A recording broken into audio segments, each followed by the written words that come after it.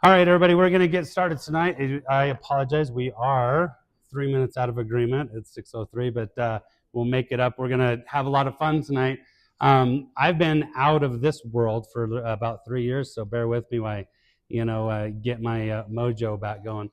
I'll start with introducing myself to who in the heck did Rocco bring up here to talk to you about marketing? What qualifies me to actually be up here talking to you about marketing? Um, Born and raised in northern Utah, family of five. I was that hellion kid that got in a lot of trouble when I was young. I actually spent a few years in detention. And when I was in detention, I had the teacher that would come in and teach us. I kind of manipulated the system a little bit. I'd do a book report, get a full English credit. When I got out my sophomore year, they thought I was just brilliant and had enough credits to graduate high school early. And so I did graduate high school virtually my junior year. And when I graduated, I got married. Let's see, May 30th, I graduated. June 1st, I got married. And then on June 3rd, I turned 18. So all in the same week. It was a rush thing because my girlfriend, high school sweetheart at the time, was pregnant and she didn't want to show for pictures. So knowing that I had a baby on the way, I knew very young that I was not going to be able to take care of a family with a minimum wage job.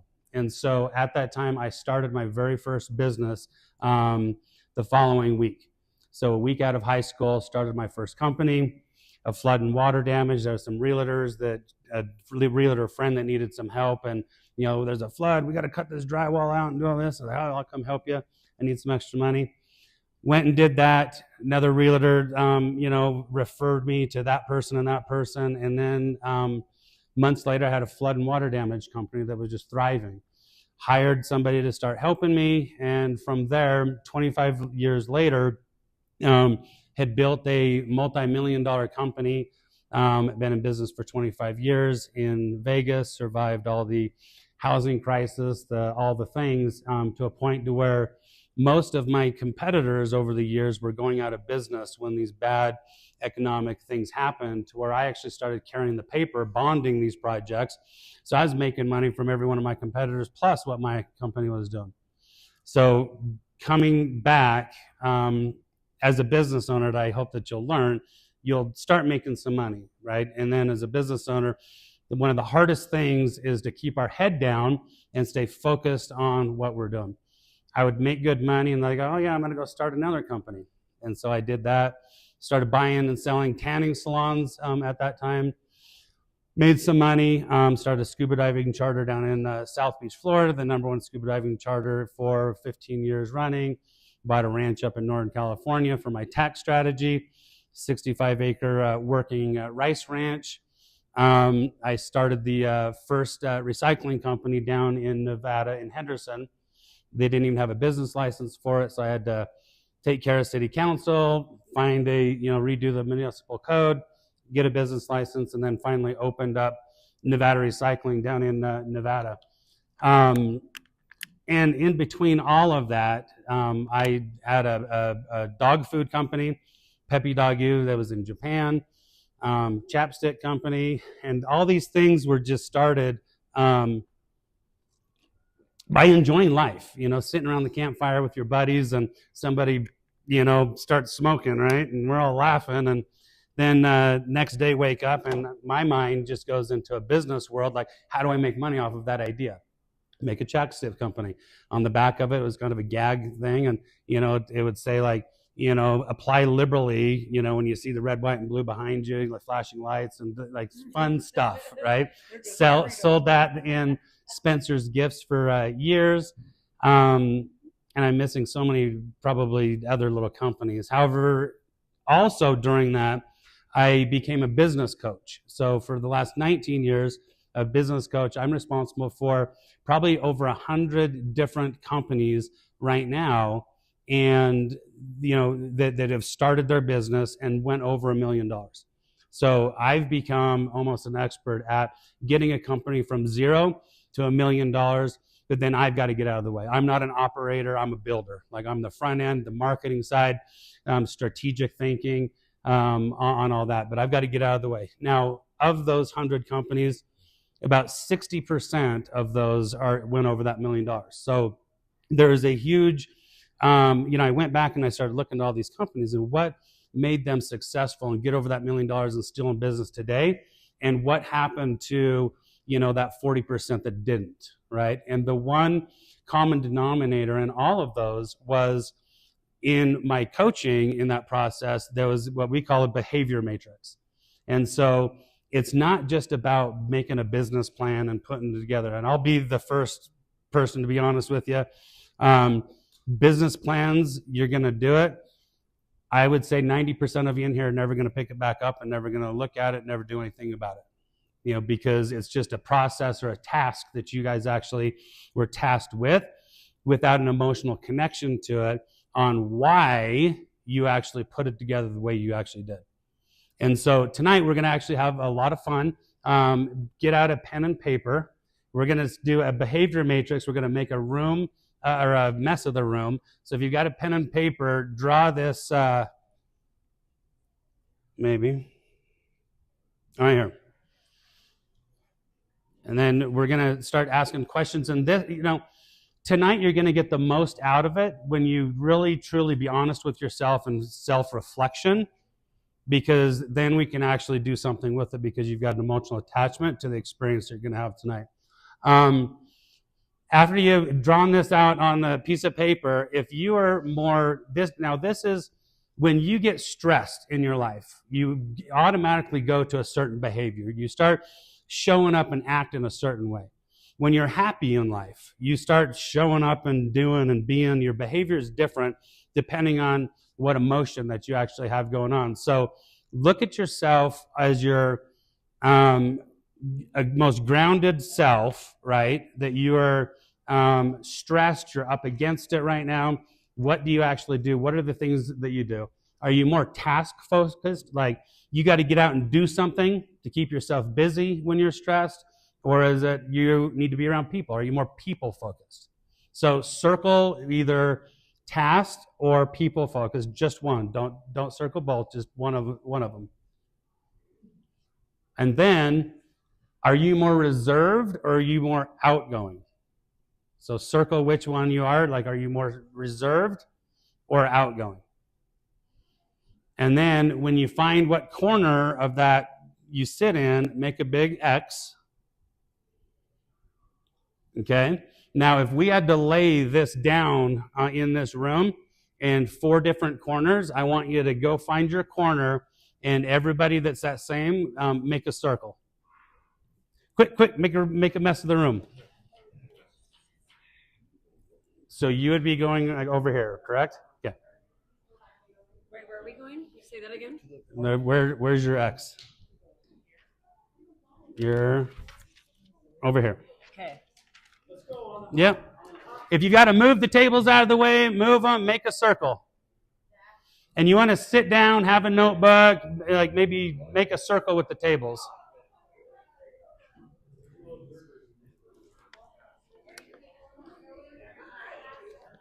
Where are you at? You're what? Where's your X at? Okay, so you're right back here. You're in the back corner, front. And if these two groups come over here closer, maybe make yours just like right here. And then make Kenzie, your group, just kind of out here in the middle. Yep. So is this a formal group back here, the 5 of you? 5 of you right here? We are party people. I don't see party on there. All right. So you guys are task and outgoing, right? Okay. All right. So go ahead and grab a chair. You guys will want to get comfortable. And if you want, you grab your notebooks too. Kind of pick all your stuff up and take it with you. I should have said that earlier.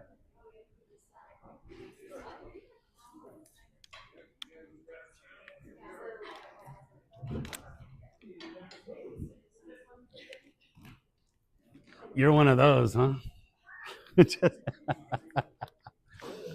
Okay, so nominate a scribe for your group. So pick a scribe. Who's going to be the note taker? Huh? So everybody got a scribe? And you guys have got maybe 6.5 minutes, 7 minutes to answer what are your likes? Let's just start there. What are your likes? So talk amongst yourself as a group, now that we know that you guys have something in common. What are your likes? What are the things you like to do? You're just between you and your group, not me. Yep, you guys are just getting busy. Like, what are your likes?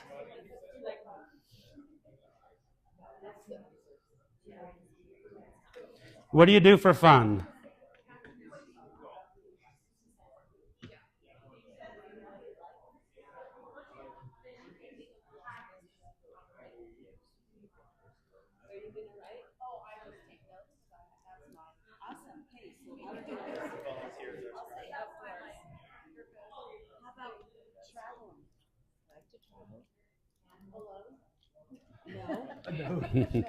Put parentheses. Yeah, maybe.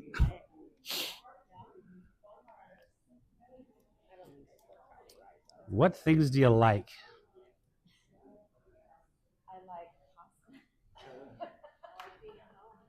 Like, what do you do for fun?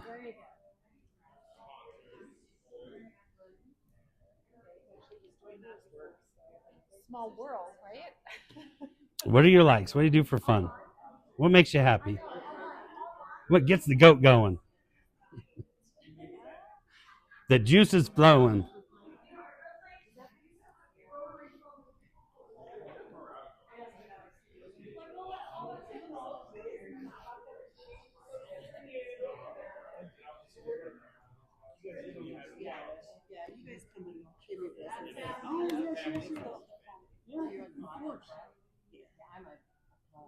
Who's the scribe? Me. Oh, you're typing. Wow, look at this. Look at this. Likes. What do you do for fun? What gets the juices moving? Like, go to church. Yeah, like heck yeah. Golfing. How's your list? Huh? Kyle's our scribe. Money, providing for children, activities, golfing, hiking, driving, outdoor fun, cooking, live events like sporting events. All right. You're on the right track. Good. Family, Good. animals, Keep it going. You have like 3 more minutes. 3 more minutes.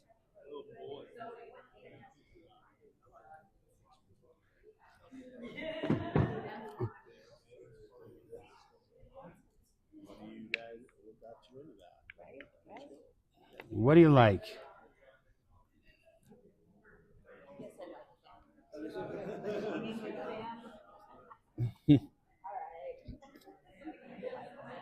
So kind of like a little bit.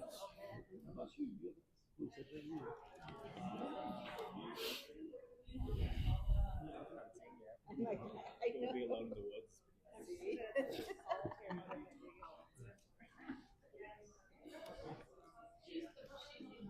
All right, 2 more minutes.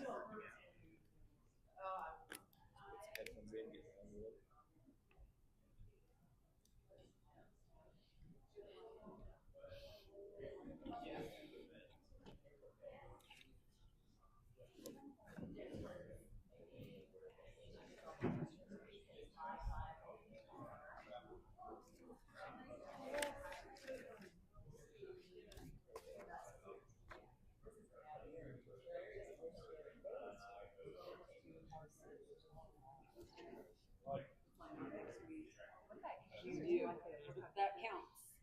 That definitely counts. Yeah, that's like, can be frustrating. All right, we're gonna pivot now to make a separate list. What are all of your dislikes? What don't you like? What pisses you off? What makes you mad? Like, what makes you mad? What are your dislikes? What don't you like? Make a list. So a separate list.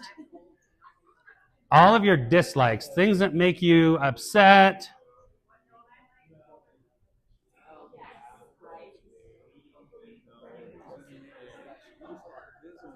Put down narcissist male. Yeah. Keep it going. You're like, what pisses you off? Like, what are those like gets under your skin?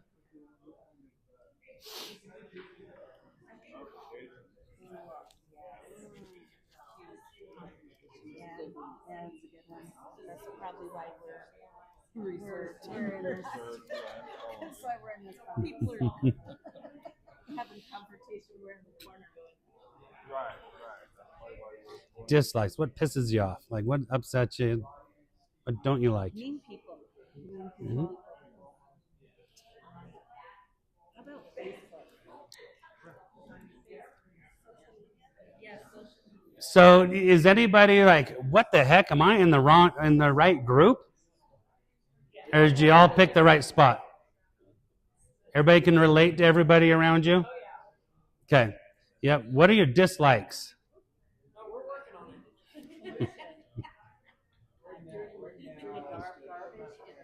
Dirty garbage, yeah. Like, what? Garbage mouth? I say what the saying is very dislikable. Yeah. So what? Yeah, there you go. So why do you dislike that? Why? Hmm?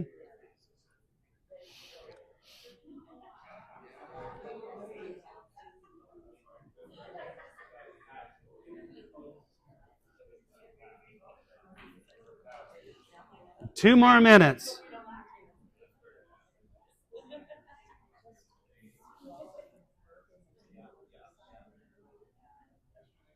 You guys got a good list? Okay.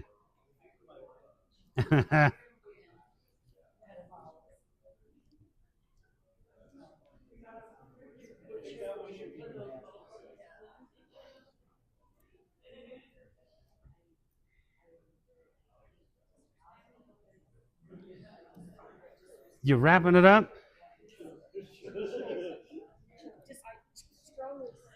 All right, so let's wrap that up. And then if you don't mind just kind of sliding in here and then coming this way just a little bit so we're all together over here.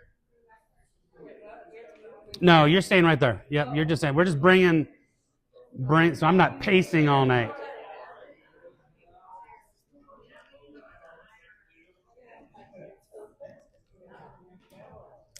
And then stay with your groups.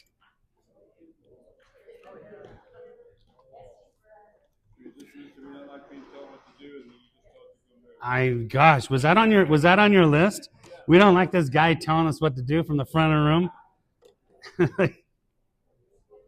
Okay. So this is kind of how, who's actually seen this behavior matrix before? 1, 2, just a few? Okay. So everybody that was over here, we kind of call that the analyzers, right? That you analyze things. You use your brain. You are risk aware. And then in the back corner here, we've got our supporters, right? So we're going to, now, don't be offended. I'm not labeling you. This is like, oh, you're a supporter. You sat with the supporters still for tonight. The supporter group, promoters, and then the controllers, right? So can you relate with what happens to you when you feel that word? When I say, like, gosh, you guys are, analysts. Mm-hmm. Oh, yeah, of course. Yeah. Supporters, you agree? Promoters, agree? Controllers, agree? Well, they're like, well, yeah, of course. Yeah, we're controllers, right? So when you take this and you do an overlay in a business, so like I said, the 60% of the companies that succeeded, they understood that when you start a business, an absolute disaster is starting that company and working from one place, right? So if I'm a controller, and if I think that I'm going to run my entire business by keeping this one hat on all the time, it's going to be disastrous. Because what happens? You've got one perspective, that you're actually operating from.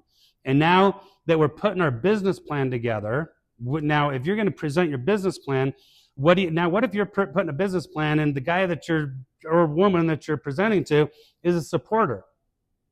They're going to have nothing in common, can't relate to you. They're like, what in the heck? When I'm going to sit down with a banker, right, and I'm a promoter, and my whole business plan looks like what? I heard partying over here, golfing, all the things. What do you think that banker is going to think of y'all? Too risky. Like, way too risky. Way too risky. So as we're at kind of halftime with making these business plans, there's a huge opportunity to actually start coming and operating from the center in everything that you do. And tonight we're going to have a little fun. We're going to go through the examples. And there's an opportunity to find mentors, like in your company. You don't have to be 60%. That 60%, every single one of them had partnerships. They didn't go to the bank for financing. They didn't go get big loans. They actually filled the gap with where their weaknesses were. So they maybe carved 10% of their company, 5%, 25%, and it's the cheapest way to actually finance a company too. To get it launched is to bring smarter people than yourself into the mix. If you don't enjoy being a promoter, right, and being social and shaking hands and kissing babies and all the things, bring somebody in. So what would a company look like if we took one person from each section and we put them right in the middle?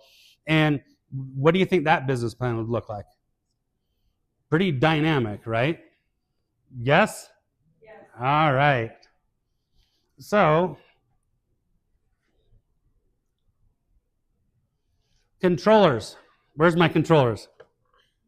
Who is the scribe? The scribe? Okay. So, look down this list. Will you read this list up here? Just read it out loud.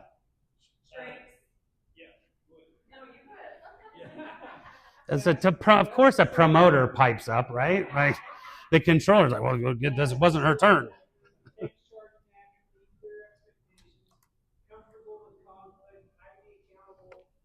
accountability standards, strong crisis leadership, outcome oriented, cuts through ambiguity, competitive drive, moves projects forward. All right, so what are your likes? So our likes. What'd you come up with? Our likes were, well, we wrote hunting, outdoors, nature, gardening, golf, family, church, being active, going to activities, going to Salt Lake, serve people, mechanics. Okay, so is it in alignment with your strengths that are up there on the board? Did you mean, what do you guys like? Yeah, all of the above. Okay. Or what do you like? See, right here, perfect example. Look at this controller trying to control everything right now. Right? Like, this is perfect. This controller over here. So, and then how'd you pick your scribe? Right, it's the most logical thing. The guy with the computer, of course. And you step right up. Of course, I'm going to lead this. Right?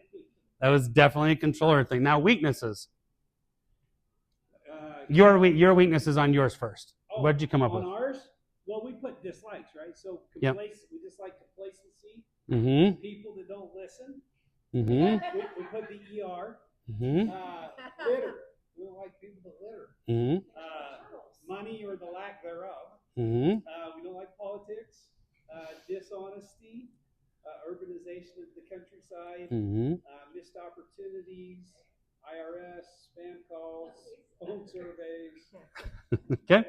So now read this list up here. I think everything that you just stated could fall under here. Dismiss emotional factors, tolerance for inefficiencies. You're talking about politics and the different, those are frustrating things, for a controller, right? So can you see all the similarities between, can you own the fact that you're a controller now? All right, perfect. So we're going to go back here to supporters. Who's your scribe? What are your likes? What are the things that you enjoy? Oh, yep.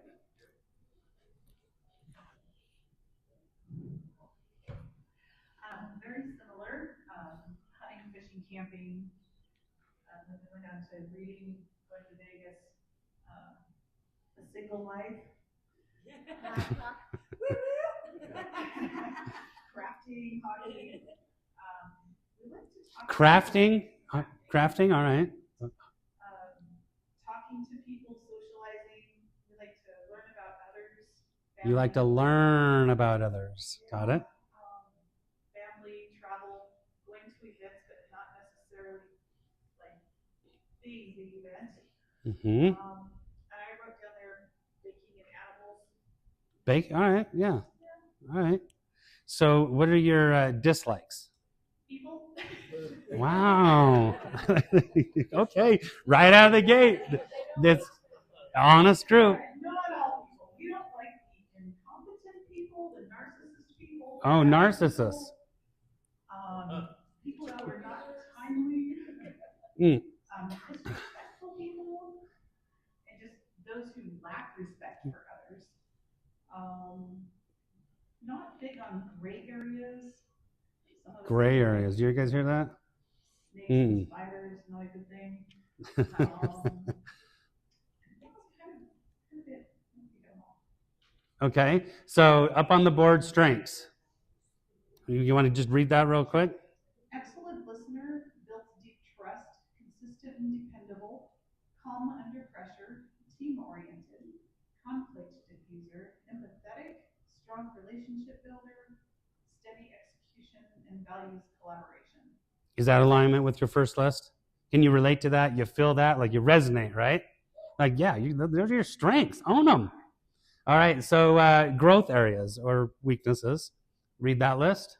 I'm not fond of confrontation. Oh, you guys said that very clearly. Definitely difficult to say no. May suppress own opinions, slow decision making, can tolerate poor performance too long, over accommodates others, hesitates to push change, internalizes stress, resistant to abrupt shifts, and may lack urgency. Okay. Can you resonate with it?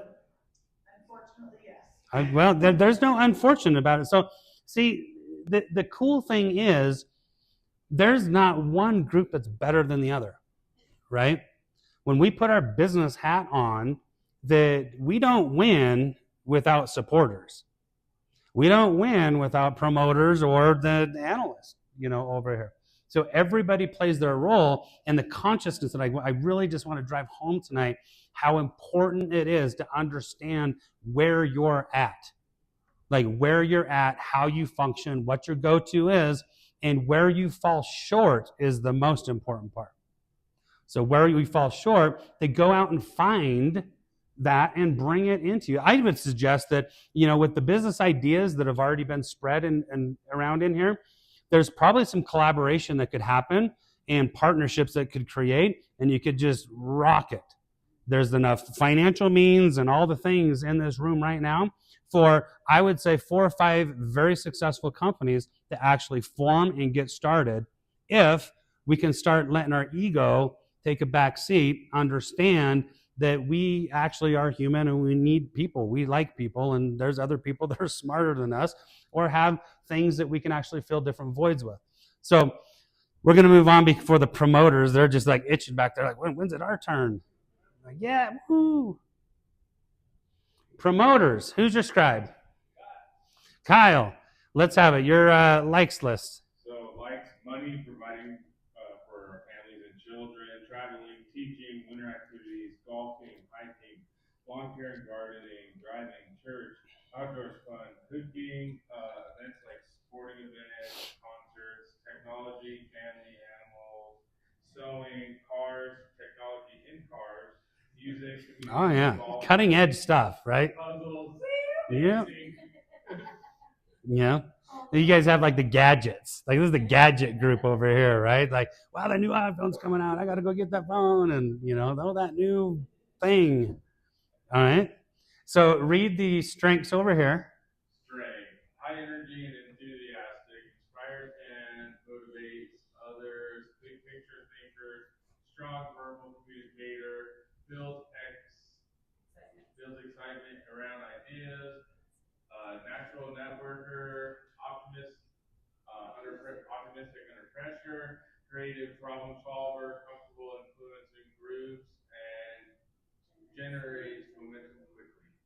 Yeah. Can you relate to it?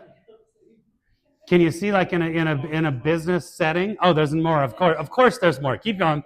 Keep going. Are you done with your likes? Yeah. Okay. Now we're gonna go to your dislikes. Dislikes. If that's okay with you. Of course. Okay. Dislikes.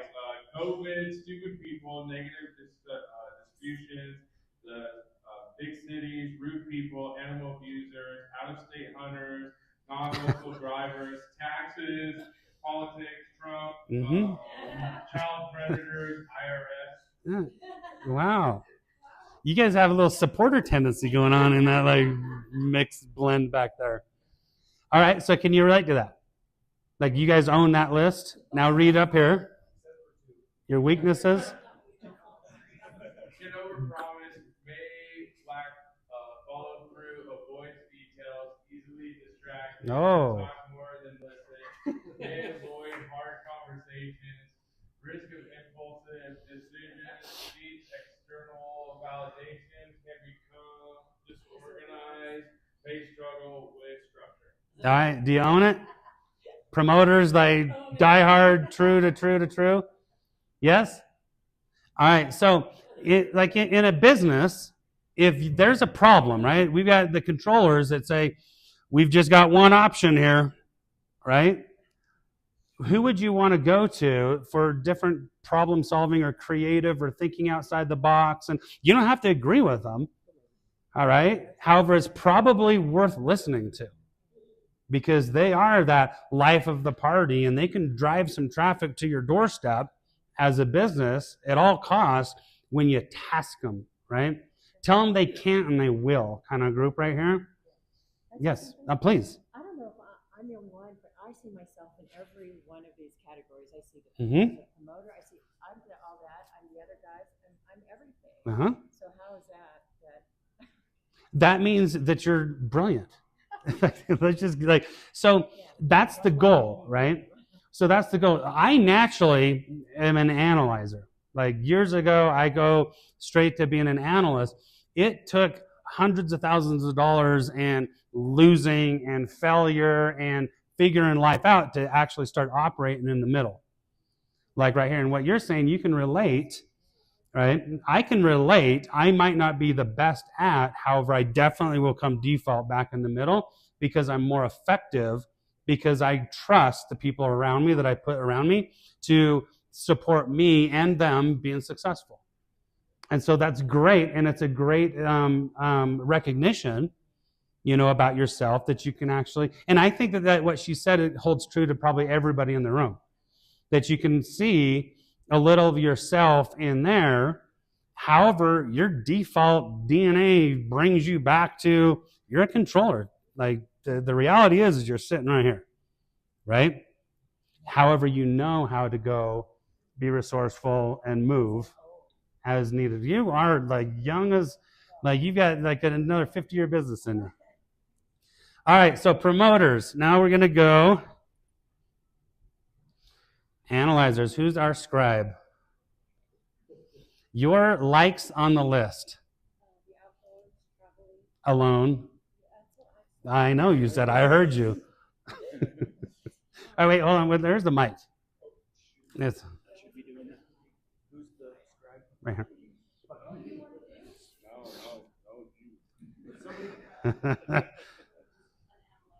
Look at that, deferring responsibility. They just like, it's too risky for me to actually be the scribe right now. You do it. You do it. Like, okay, hold the mic up. Okay. Learning new things. Task oriented. Gaming, reading, concerts, sporting events, family, playing, working out, walking the dog, tinkering with computers, podcasts, and movies. Nailed it. Right. So now read the strengths list up here.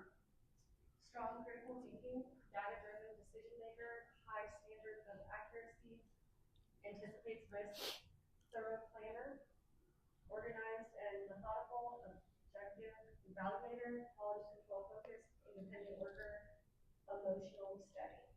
All right. Is that you? Is that all of you guys? Can you relate to it? Own it? All right. So now your dislikes list. Chaos, meeting new people, confrontation, mean people being told what to do or disrespect. Okay. All right. Now read the list up here. Analysis paralysis, slow to act without full data, sorry, my glasses, can appear distant, overly critical, difficulty delegating imperfect work. They struggle with ambiguity, perfectionism, hesitant in high-speed environments, can undervalue relational dynamics, they resist intuitive decisions. Yeah. Do you relate to it? Like, there's probably one group in a business, and it's, so let's actually break it down to what roles these are in a company, okay? These are referred to as probably your CEOs, president, CEOs of a company. Over here are probably more of your accountants, analysts. Over here, your support staff, your executive assistant, receptionist, which actually really supports, there's a little overlap with the analysts, for supporters over here. Promoters are your sales team, your marketing executives, CMOs of the company, the giddy out, giddy up and go, group. This is your dollar groups. If you want to drive results in your company, you go to where the dollars are because that's all they know, right? It's like on a whim. Let's like go make some money and sell, talk to people, and they get that. Like that is in their second nature. So CEOs, who do you go to first when you need to get something done, like internally, operationally, in a company? Supporters, yeah. Like, look at them over there. Like, you need stuff done. Like, of course. If you need to go drive sales, where are you going to? Right, promoter, right? If you need the data to make those critical decisions, where are you going? Over here. So can you see how it all is intertwined, right? And when we do a business plan, how you're chopping your toes off if you're operating from just one space. Got it? So now let's actually dig into and get your notebooks and pens and papers because we're going to go through I went and picked the top 15 things in the business plan that was presented here. Let's see. That I think are most important as far as your marketing plan. So let's see. Define your core offerings clearly. Why is that important? And whose umbrella would that actually fall under? Would it be a controller, supporter? Like, who's going to be the best to put this part together? The analyzers, of course, right here. The analysts, alongside of your controllers, because what exactly are you selling, right? That's the analyzer, right? What are we selling? Fill in those gaps, and then the controller's energy is, is it decisive and clear enough to execute? So that role that you're going to play right here. So if you answer those two questions in your business plan, like one-liners, you're communicating really to everybody, right? Because you're clear, decisive. Does that make sense? Following me? Okay. On the second one here, translate features into customer benefits. What does that mean? Take a stab at it. Analyzers, what does that mean? Translate the features into customer benefits. Basically tell the customers how you can help their lives or help their parts to help them. Mm-hmm. Yeah. And who would be the best people what hat should you put on to actually do this one? Promoters and supporters, right? What's that? Promoters and supporters? Oh, Michael, why? So you can tell the customers to tell them how your service is going to help them and what value bring their lives. Mm-hmm. Yeah, because features tend to be the logic, and benefits. When you can attach benefits, it creates emotion, and people usually buy when they're emotionally charged. So you definitely want supporters involved in this because they can bring the benefit to emotion, and then promoters will go sell the hell out of it, right? Knowing your customer. Yeah, shift from technical descriptions to emotional relevance. Right here. So that is the key point in your business plan. A 1 or 2 liner that takes your product, it gives it an emotional attachment, right? That shifts technical description to emotional relevance. So give me an example. Who's been working diligently on their business plan? Okay, so what is the product, feature, service? What is that? Cost simulator. How can golf simulator? That's all emotional already for me. So how do you get the feature to create an emotional attachment? Pretty much the pain point of them. Pretty much the pain point of them wanting to get better at golf. Better at golf. It's a learning opportunity, right? And so because we're talking about marketing right here, what is the target market? That what? Local residents. Local. So is your intent to be an educator of golf, or you just want a ton of people in your simulator that love golf and playing golf? Yeah, it's technically lead with education first, but we also built the software to run a golf course and a golf simulator facility. So it's kind of like our R&D shop, say, for our software, but it's mainly education first to help development of golf. Education of I want to bring awareness to make people like new golfers, or you've been golfing for 15 years and you're still slicing that darn thing and you want to make them better. Yeah, it's technically that's second, but okay. It's still here for both.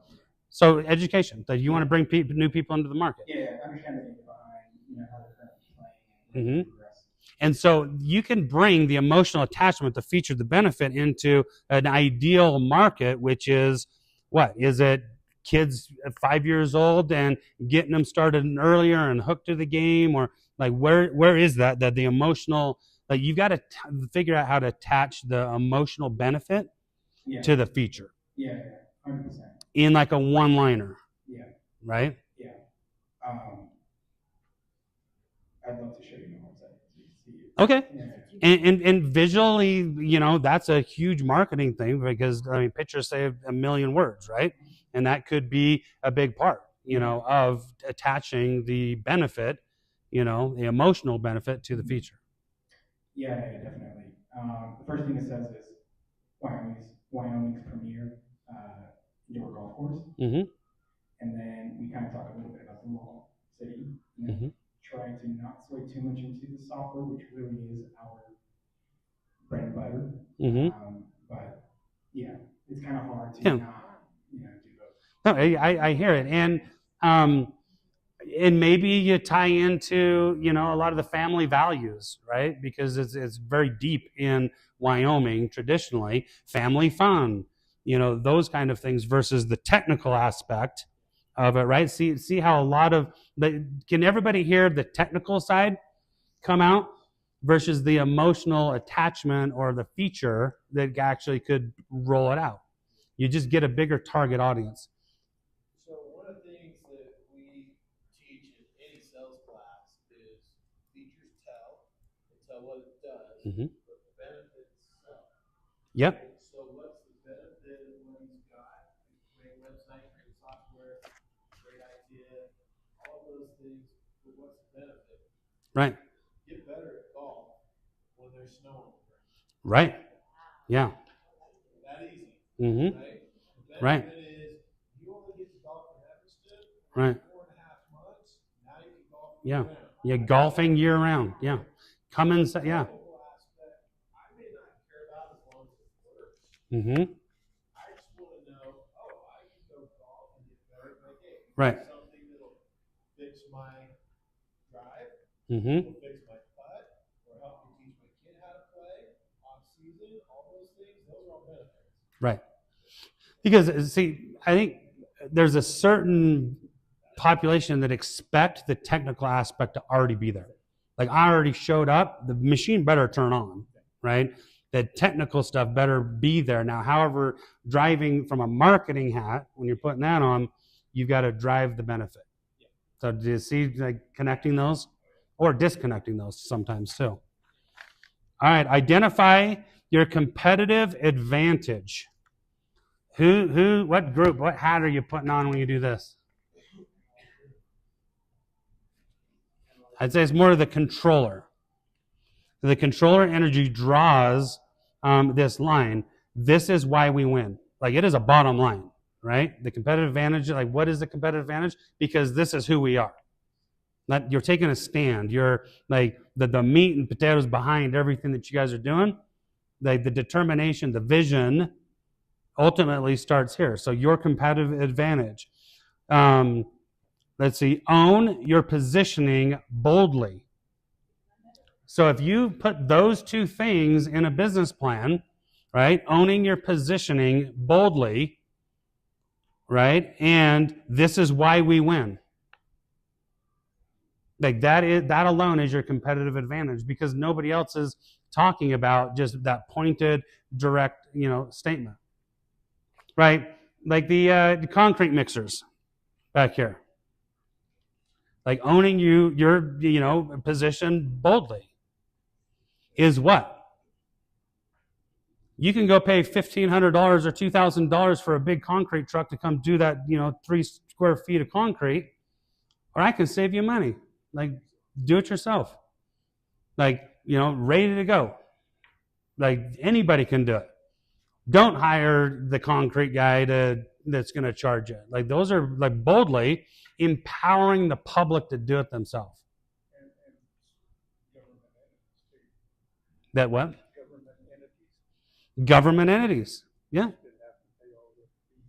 Yeah, right. Yeah, so like, position boldly. All right. Evaluate growth pathways. What does that mean?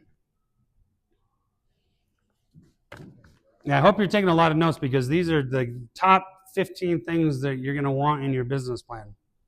Okay, what is the growth pathways? To me, it's like innovation, expanding on top of your current product line. Expanding, on top of your current product line. I heard something over here.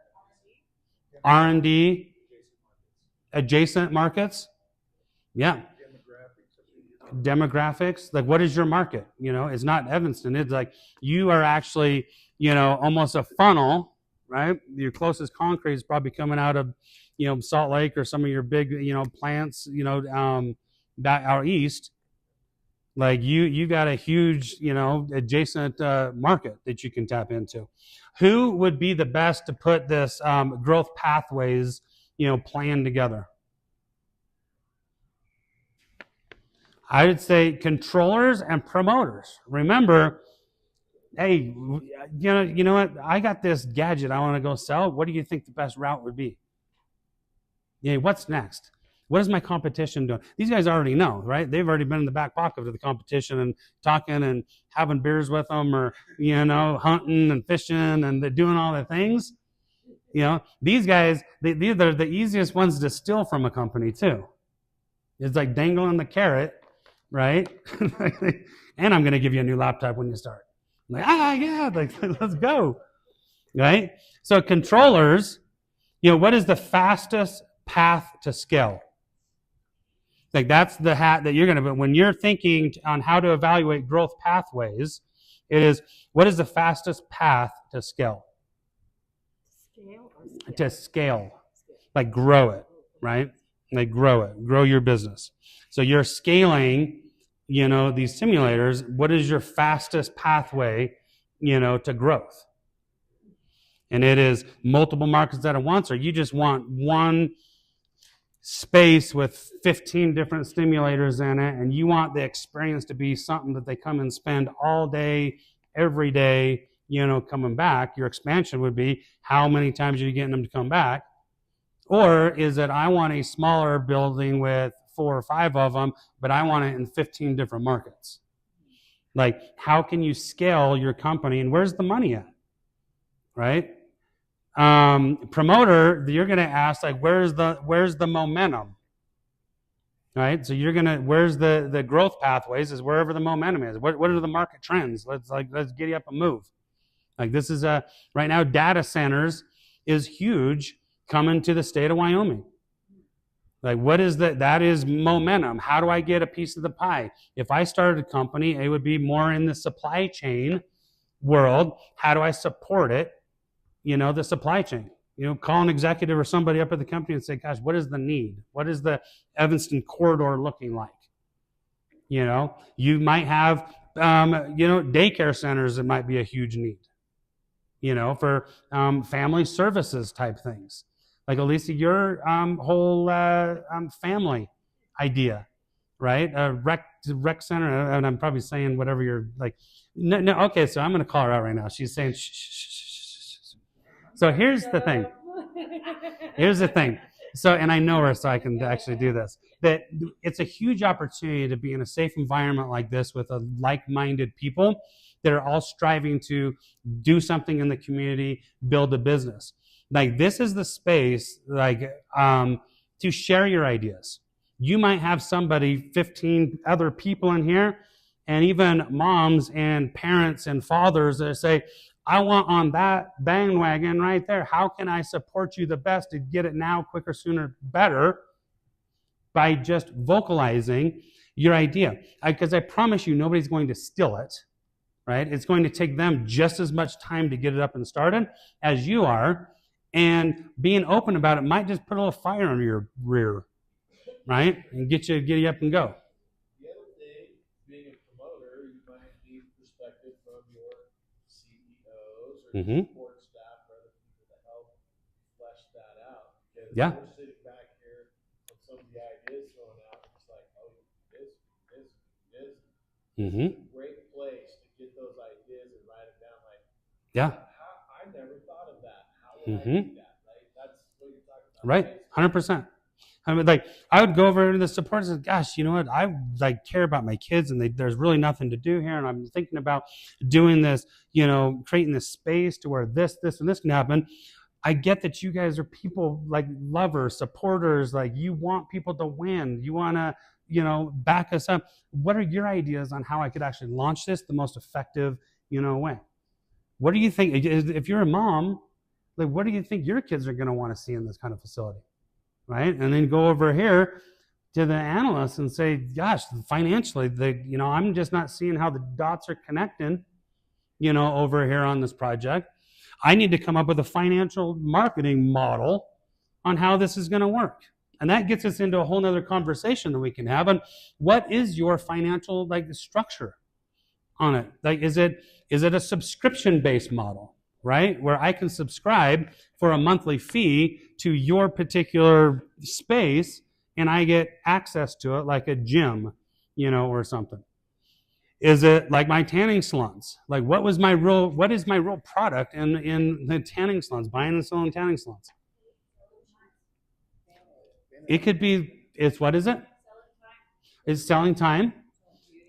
So, and selling beauty. So beauty is a big part of it. I get these, I go in and I'll put the, brand new beds in there, right? On a lease, because I'm not going to spend all my capital right up front to put all these expensive beds in. So I'm going to lease brand new beds and I'm going to deck the place out and I'm going to make it posh. But my most important thing I'm going to do is I'm going to hire the most beautiful human being to sit at my front desk. When everybody walks in that door, right? That beauty, wow, guys are like, woo, I want to come back just to see her, right? Or a guy there that he's a handsome fella that the girls are like, whew, I want to come back and see that. But they're trained to be salesperson right out of the gate and get everybody that walks in that door on an ACH. The name of the game in a tanning salon is building my book value by having repeat customers. Whether you come and tan again or not, I'm going to sign you up for an ACH, and if you really want to get out of it, it's going to be a 30-day notice and that whole thing. My financial model is building the book value, and once I do that, I put it up for sale. I got this cash flowing business, and look at my ACH model, and I get a 4X on it. I got brand new beds and everything. They're going to assume the leases on it, and I walk away with just money, right? So the name of the game is truly the ACH, a subscription kind of model on that. How are you going to sell, right? I was a CEO of Empowering America that we did $1 billion in debt relief, that we would get people out of debt, like credit card debt and all that. We had about 20,000 agents all over the country in all 50 states as my sales team. My sales team didn't cost me anything because they were independent agents that once they brought a sale to the table, they were commissioned based on the value of that, and they were making hundreds of thousands of dollars a year, and it didn't cost me a penny to maintain my sales force. So people think, well, gosh, I need to go hire 20 people on my payroll to go make sales and do like all this. No, you don't. Work out different modeling to where you've got independent sales agents, whatever your product and whatever it might be. Like, people don't understand the low entry cost into being a business owner is not what you think. It's not what you think. And it's not struggle for 2 and 3 years just to become bankable on it. You can start today. My coaching program was in 90 days. 90 days from day one to the end. However, it was strict. And I would do things and make people uncomfortable as heck by meaning your coach call every single day was started at 4:30 a.m. I'd have another one at 4:45, 5 o'clock, 5:15, 5:30 in the morning, and it was just a 15-minute call. All right, this is what I want you to do today, Michael. Like, this is what we're working on. This is what you got to do. And you got to report back. There was accountability. However, if you missed 2 coach calls, you're fired. And in 90 days, you miss twice, you're done. Because you're not serious about building your business. You're not as serious as I am. Because if I'm going to make the same commitment, you sure as heck better be. Finding your compelling why is important. Like, when things get hard in business and your startup, what are the things that are going to get your back off the wall? When your back is up against the wall, what is that compelling why? For a lot of people, it might be the kids. It might be, I was raised and I never had any money to do any of the things, and I watched my whole life pass by. My pal, was my best friend because we're the only ones that got to dream together. But what is your compelling why? Why do you even want a business? And if you can't answer that, you probably don't have no business actually starting it, because you're probably going to spend a lot of money and some emotional heartache. Is just the reality of it. However, entrance into the market. You don't have to go have these massive payrolls. Keep it lean and mean. Put the people around you, your controllers, supporters, analysts, that put everybody in place and make it fun. It could be some of your best BFFs to go start a business together, and everybody puts a little capital in and you're off to the races. Have an exit strategy. That's my biggest thing if you're going to have partners, is you always go into any agreements with an exit strategy, because the problem with partnerships is you're all fun and friends, and it's not when you start failing, right? Most of your friends just start bailing and ignoring you. Like, it gets really hard when you start making money. That's when the greed and the hate and the ugly and all the things start, is when you start making money with your partners. Have it all in writing. This is how we're going to get divorced. Before you even start. This is how we're going to spend the money when we start making money. I'm getting off on a tangent, so we're going to circle back here. I could go all day on that stuff. All right, 6, define your target market precisely. Like the question, right? Like the target market is what? Families. Kids, families. Right? Over here. So what is your product, the business? What are we working on? I want to start a fundraiser to help the first responders, so I'm going to do events. Okay, so you want to be a community fundraiser, Yeah. and so you want to raise money for EMTs, but in how you're going to do that is throw events for the community. Dances, competitions, just open mic, talent shows. Yeah. Music. Okay. I mean, everything. So you just want to do good, right? So make sure you're talking to Rocco over here, because there's definitely some city programs, and there's some event people that do get involved in that. They could probably coach you really simply on how the easiest, quickest way to actually do that. Or if you're not completely passionate about having a business LLC yourself, maybe you jump on, hitch your wagon and be very effective with some other people that are doing the same thing. So it could look a lot of different ways, right? So define your target market. What is your target market? Remember, I think it was one they were talking about, like, identifying your target market. Okay, there are between 31 and 34 years of Coca-Cola's, target market. Like, get really clear on what your target market. I had no idea who my target market was when I moved to Las Vegas, and we were doing flood and water damage that actually expanded into a ton of mold remediation when that was a thing, back then. So I put a billboard right on I-15 that said, "Got mold."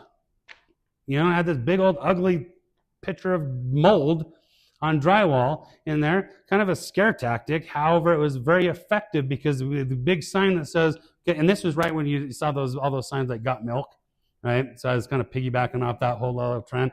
Like, "Got mold," same typeset, same everything, big question mark, big bold phone number right there.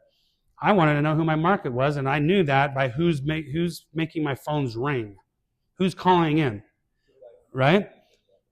And so I found out it was between 31 and 45-year-old women that had kids, but here's the kicker: it was dual income, families. So now take that expensive billboard down, and now I got a market that I'm just aggressively going after, that target market, because now I knew who liked our services and who's actually going to be our buyers. So make sure that you narrow your focus to grow faster. The faster you want to grow is you're going to start going into that target market, because you're going to spend a lot of money on the people that are kicking the tires. And it gets expensive. So if you're going to talk to anybody, you just as well be talking to the people that are writing the checks, spending the money. Number 7, market size and sales potential. This is huge if you want a bankable business. Like, what does that look like? Data drives confidence. Data drives confidence. Dreams don't scale, but numbers do. Dreams don't scale, but numbers do. Who do you want in? What hat do you want to put on to put this part of your business plan together? Right? Analyst right here. However, they're going to need some direction from the controllers. Like, what is the vision? Task them, to what is our potential and the size of our markets. And I was just going to say, it's very important to have that vision yourself. So you define that, then you go to those guys and say, okay, here's the group, research it, give me that. Yeah. Because if they get too broad of an area, Yeah. they're going to go everywhere. Yeah. Okay? You want them to stay focused. And so, again, you're wearing all those different hats. And you don't have a decision maker to say, this is what we're going to focus on and how we're going to do it. Your support group and your analysts kind of just, well, the world's our oyster. Go after all of it, and you're trying to keep it focused. Kind of work together. Exactly. Like the vision, like, the controller, the business owner, your CEO, or like you have to have the vision. Like, this is the road that we want to travel, and give direct tasks, to the people around you. All right. 8, conduct direct and indirect competitive analysis. This kind of goes into the same thing as who is your target market. Like, who is your target market? Be strategically aware right here. Very strategically aware. Because growth leaders study the battlefield. And it can get ugly, out there. However, not to a place of fear, right? You got to be bold, and everything that you're doing is going to get you to the finish line 99% of the time, versus the insecurity of, oh gosh, they're doing it. And wow, look at those like company trucks that they're driving, and look how flashy, and like, although they don't let any of that like bother you. Be loud and proud. Do your indirect and direct competitive analysis, and that's a big part in whether you ever pick out your business plan or not. doing that exercise in this process will save you a lot of money and it'll actually make you a lot of money. Number 9, choose. So let's look at hiring an employee. Okay. Hiring an employee and he's task focused, Mm-hmm. he may not come out of that task focus. And you, Who's giving him the task? well, you can't, but eventually they'll do it on their own. Maybe, right? Maybe. And so it comes down to, who are you hiring, number 1, right? Do we have a lot of things in alignment that, and can we communicate effectively to where if I need you to do X, Y, and Z, also create some accountability measures inside of that while they're doing that to where you never have to worry about asking that kind of a question. You see? That's your role to get out ahead of it. Get out ahead of all of those things, and that comes with, and guess what? You are going to have the rogue employee. You're going to do it, but I promise you, when you do, the next person that you bring onto your team, you're going to get ahead of it. You're going to have those accountability measures and everything, put inside there to where you don't have to worry about it again. Sometimes make them have an equity position or upside or sweat equity or some kind of incentive to the financial bottom line. That is the best and cleanest way to actually make loyal partners. And that's a way, that you could also start. I'm not saying give the farm away, but maybe, in one company that we actually started what we call a We Care program. For every month that you were with the company, you got a certain, percentage of the profits, quarterly.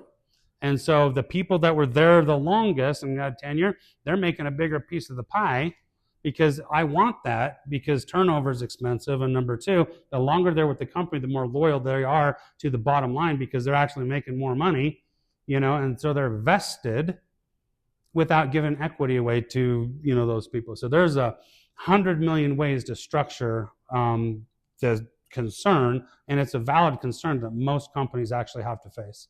Because if you start a business and you're cash strapped and you hire somebody that won't get out of bed. So here's where I would go with that. It's because what I gather is it's probably more on your sales side, right? So you work more of an agency with them where every deal you bring to the table, you're getting a commission of X. So if you want to make money, get out there and hustle, right? Go to the promoters. They get it. They go, how would you guys actually structure something like this? And these are your ideal people and the creativity right here that's not costing you big payroll. You're not spending money to pay them to sleep. So should your salespeople be independent than 1099? In some situations, yeah. Heck yeah. Mm-hmm. Absolutely. That's one way of a lot of different ways that you can actually structure it. So see, you've just got to be very, very clear what your situation's going to, what's going to work for you. If it is cash strapped and you don't have the payroll dollars and all that, automatically to get it going, you go hire some independent agents to get it moving. But it's got to be lucrative, especially off the front end. Don't think you're going to pay a minimum wage or anything like that. You got to it might be very aggressive sales model. However, getting that momentum that we talked of is going to put money in your pocket, where now the next person you can maybe negotiate something a little lesser and you work your way into, that world.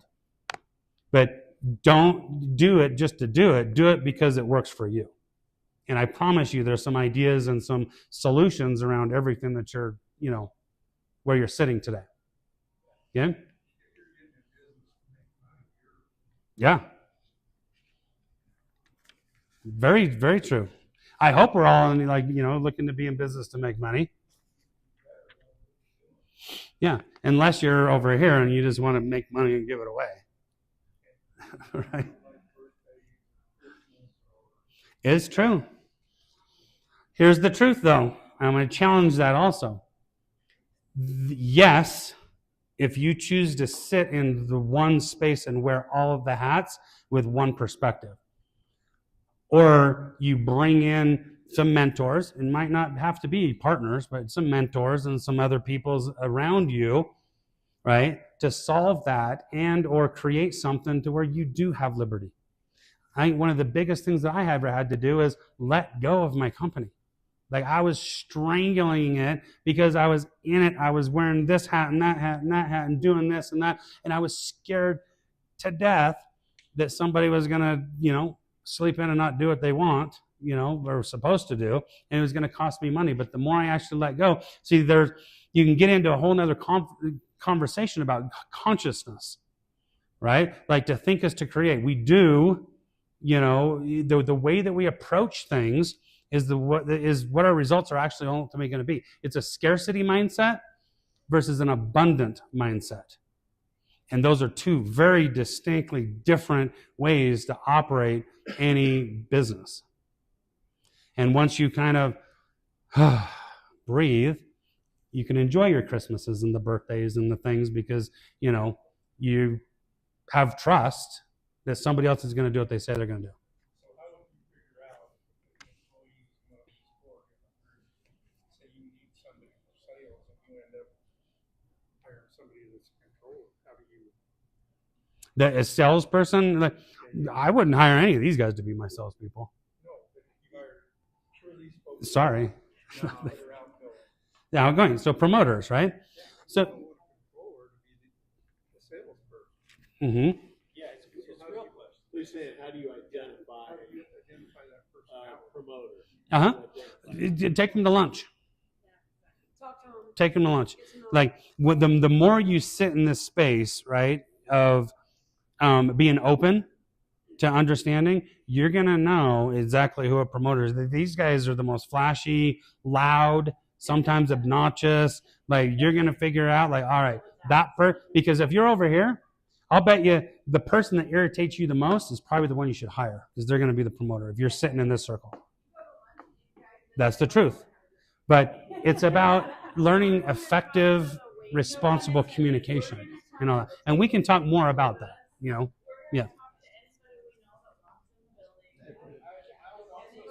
Uh-huh. I would also add to that if they get super excited about your idea and they start just like, oh, hey, you can do this and you can sell it this way, you can go that way.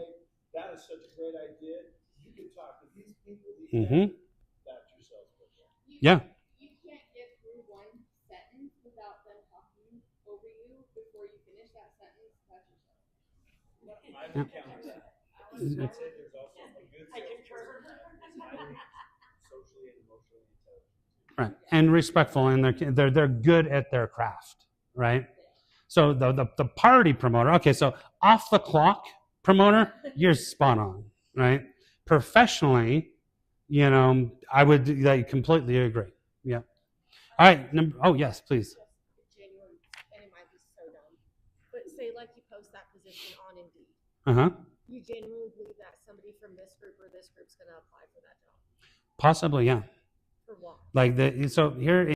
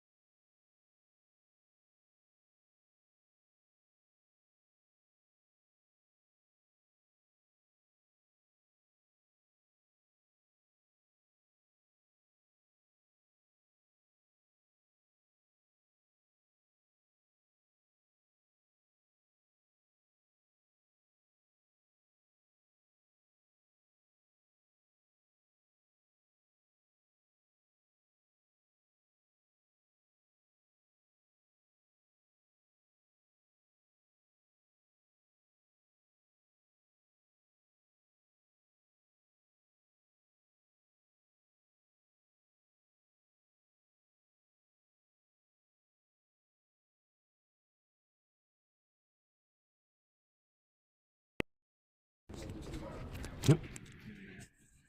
Is this on?